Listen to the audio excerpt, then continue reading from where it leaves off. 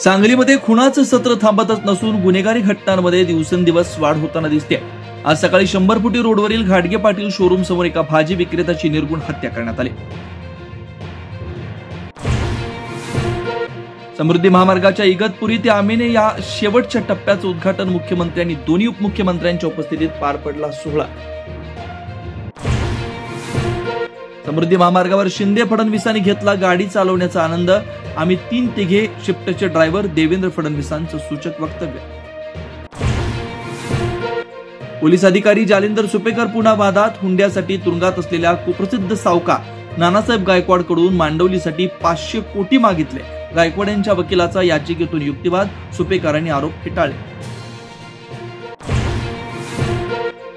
अगवण्यांच्या JCB प्रकरणात नवा twist, अटक झालेले तिघेही बँकेचे एजंटच असल्याचा तपासात उघड, बँकेने कोणती सूचना दिली नसताना जेसीबी केला जप्त।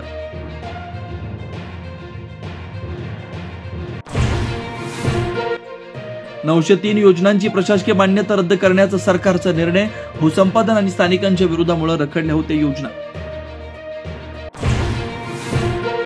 2 भावांनी बोललं पाहिजे, उद्धव आणि राज ठाकरे यांच्या युतीच्या चर्चेवर अमित ठाकरे यांची पहिली प्रतिक्रिया। महाराष्ट्र हितासाठी कोणताही त्याग करायला तयार, मनसेसोबत युतीच्या चर्चेवर खासदार संजय राऊतांचं वक्तव्य सकारात्मक असल्याचे आमचे नेते एका सुरात बोलत असल्याचे स्पष्ट।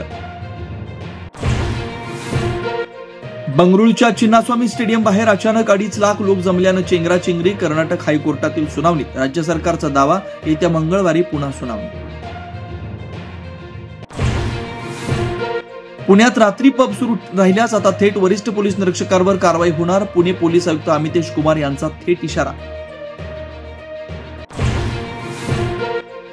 अयोध्येत राम दरबारसह 7 मंदिरांची विधिवत प्राणप्रतिष्ठा, योगी आदित्यनाथांच्या हस्ते पूजा, राजाच्या रूपातील भगवान राम संपूर्ण कुटुंबासह विराजमान।